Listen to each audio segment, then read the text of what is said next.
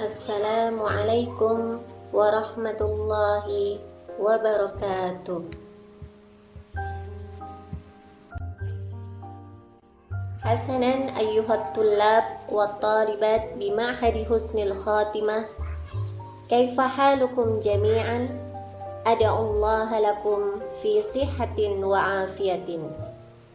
Hasanan fi hadhihi al-fursah al-thaminah nahnu sanabhathu ma'an 'anil mawdu' salatul istisqa'i wa salatul khawfi.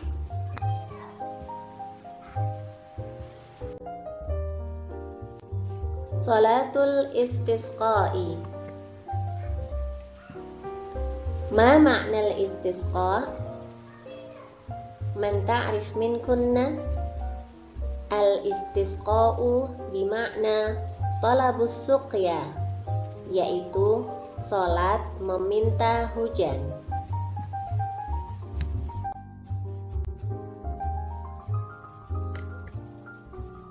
Wa salatul istisqa'i masnunatun, faya'muruhum al-imamu bit-taubati was-sadaqati wal khuruji minal madalimi wa musarihatil a'da'i wa siyami thalathati ayyamin.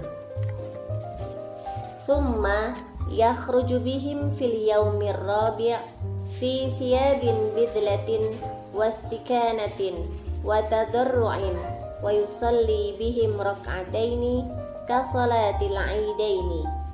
Thumma yakhtubu ba'dahuma wa yuhawwilu rida'ahu wa yukthiru minad du'a'i wal istighfari wa yad'u bi du'a'i Rasulillahi sallallahu alaihi wasallam wa huwa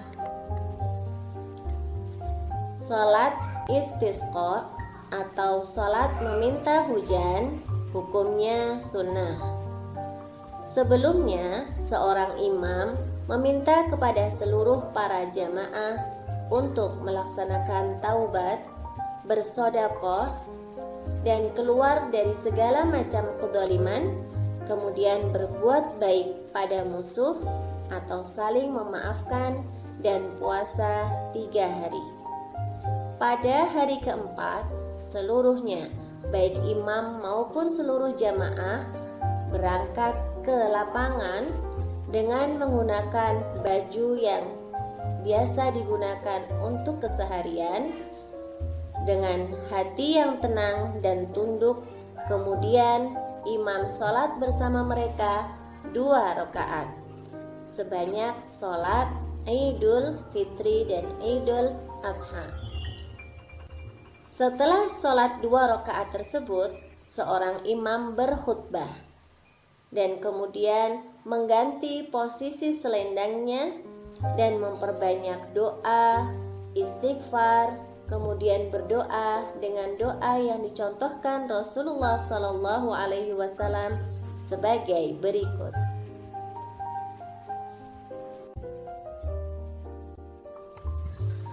Allahumma ja'alha suqyan rahmatan wa la taj'alha suqyan adab wa la muhiqqa wa la bala wa la hadma wa la gharaq.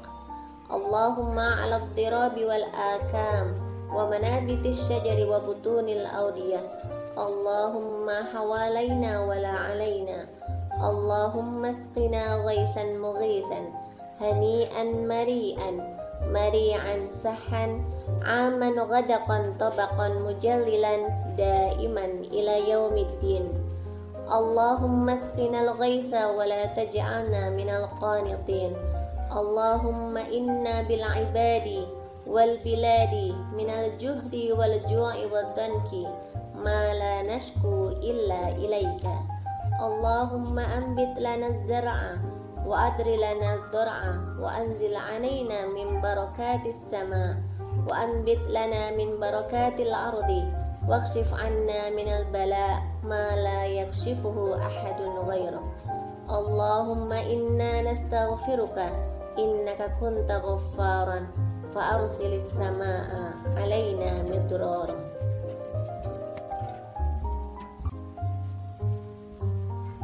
ويغتسل في الوادي إذا سال ويسبح للرعد والبرق.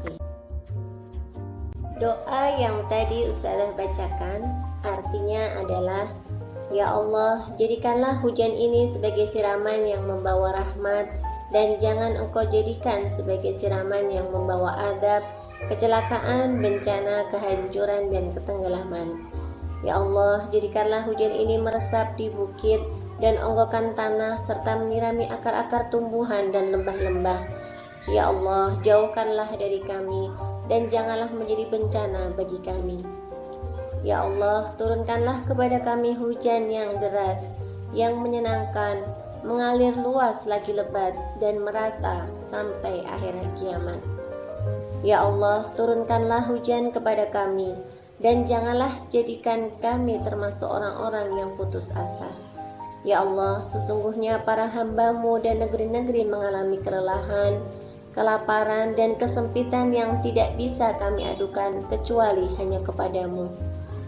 Ya Allah, tumbuhkanlah untuk kami tanaman-tanaman dan perbanyaklah untuk kami susu hewan peliharaan kami. Turunkanlah kepada kami berkah langit dan tumbuhkanlah untuk kami berkah bumi. Hilangkanlah musibah dari kami. Tidak ada yang mampu menyebabkannya selain Engkau. Ya Allah, kami memohon ampunan-Mu. Sesungguhnya Engkau Maha Pengampun.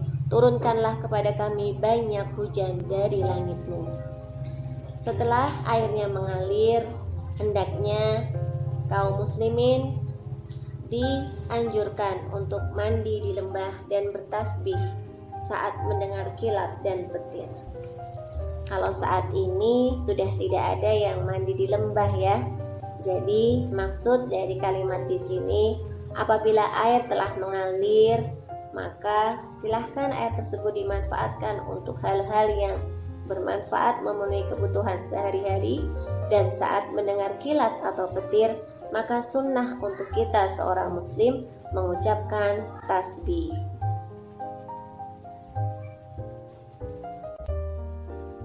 Al-mawdu' ats-tsani wa huwa salatul khawfi. Salat khauf adalah salat wajib yang dikerjakan pada saat peperangan. Salat khauf terdapat 3 cara. Insyaallah akan Ustazah jelaskan setelah slide berikut ini.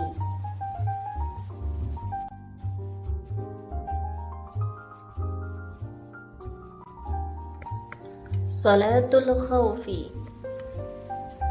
Wa salatul khawfi ala 3 adrubin. Ahaduha an yakuna al-aduwwu fi ghairi jihatil qiblati. Fayufarriquhum al-imamu firqataini. Firqatun fi wajhil aduwi wa firqatun khalfahu. Fayusalli bil firqati allati khalfahu rak'atan ثم تتم لنفسها وتمضي إلى وجه العدو وتأتي الطائفة الأخرى فيصلي بها ركعة وتتم لنفسها ويسلم بها. Salat yang dikerjakan ketika dalam peperangan. Salat khauf adalah salat wajib yang dikerjakan ketika dalam kondisi perang. Salat wajib yang jumlahnya 4 rakaat dalam kondisi perang bisa dikosor menjadi 2 rakaat. Adapun tata cara salat khauf ada 3 macam. Yang pertama, apabila kondisi musuh bukan di arah kiblat. Dalam hal ini, imam membagi pasukan atau makmum menjadi 2 kelompok. Kelompok pertama menghadap ke arah musuh. Tugas mereka berjaga-jaga. Sedangkan kelompok yang kedua berada di belakang imam. Kemudian imam sholat dengan kelompok yang berada di belakangnya 1 rakaat. Saat rakaat kedua, imam berdiri dan jamaah di belakangnya menyempurnakan sendiri-sendiri salam, kemudian pergi ke arah musuh. Dan datanglah kelompok yang tadi berjaga-jaga masuk ke dalam shaf di belakang imam. Kemudian imam sholat bersama mereka 1 rakaat. Dalam hal ini imam sudah ada pada rakaat kedua, sedangkan shaf yang baru datang atau pasukan yang baru datang, mereka baru rakaat yang pertama. Kemudian pasukan yang baru datang tadi menyempurnakan sendiri-sendiri dan imam salam bersama mereka.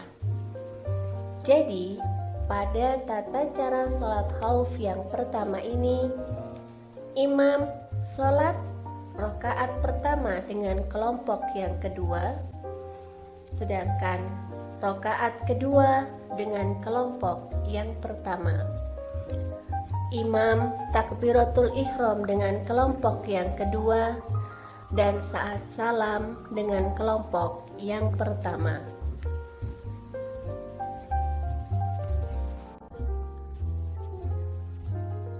Ini adalah gambaran tata cara sholat khauf yang pertama.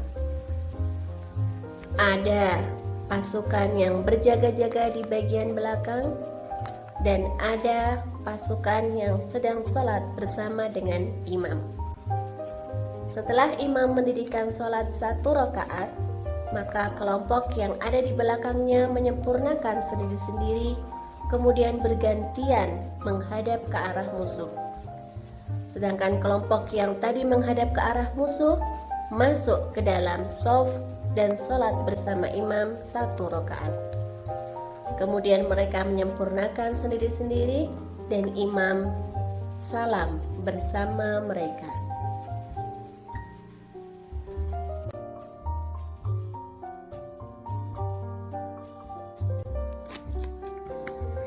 Wasani an yakuna fi jihatil qiblati fayasuffuhum al-imamu saffaini wa yuhrimu bihim fa idza sajada ma'ahu ahadus saffaini wa waqafa as-safful akhar yahrusuhum fa idza rafa'a sajadu wa lahiquhu. Tata cara sholat khauf yang kedua adalah apabila musuh berada di arah kiblat, maka imam membagi pasukan atau makmum menjadi 2 barisan. Kemudian imam takbiratul ihram bersama mereka semua. Apabila imam sujud, maka salah satu shaf atau barisan sujud bersamanya, dan jamaah atau barisan yang lain tetap berdiri menjaga mereka. Dan apabila imam bangun dari sujud, maka shaf yang tadi berjaga sujud, kemudian menyusul berdiri mengikuti gerakan imam. Gambar yang ada di depan antum semua adalah contoh atau gambaran sholat khauf dengan cara yang kedua. Jadi apabila posisi musuh berada di arah kiblat, maka imam membagi pasukan menjadi 2 baris. Baris yang pertama dan baris yang kedua. Jika pasukan berjumlah banyak, maka diselang-seling. Baris pertama, kedua, begitu seterusnya sampai ke belakang. Kemudian imam takbiratul ihram bersama dengan mereka semua, membaca Al-Fatihah dan surat, rukuk juga bersama. Namun apabila imam sujud, maka hanya salah satu shaf saja yang sujud bersama dengan imam. Sedangkan shaf yang lain atau barisan yang lain berjaga-jaga. Apabila imam sudah bangun dari sujud, maka shaf yang tadi berjaga-jaga, mereka melaksanakan sujud dan berdiri mengikuti gerakan imam.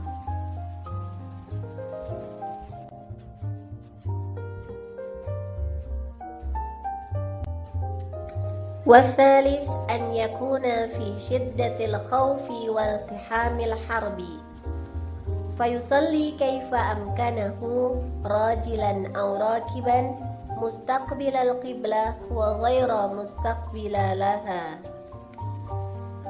Tata cara sholat khauf yang ketiga adalah apabila dalam situasi atau dalam keadaan sangat menakutkan dan perang sedang berkecamuk, maka siapapun yang hendak sholat, ia kerjakan sholat sebisa mungkin, baik dalam kondisi atau keadaan sambil jalan kaki atau dalam kondisi naik kendaraan, menghadap kiblat atau tidak menghadap kiblat. Demikian 3 tata cara sholat dalam peperangan. Semoga antum semua bisa memahaminya. Kita akan buka pertanyaan atau akan buka sesi tanya jawab di Zoom meeting insya Allah.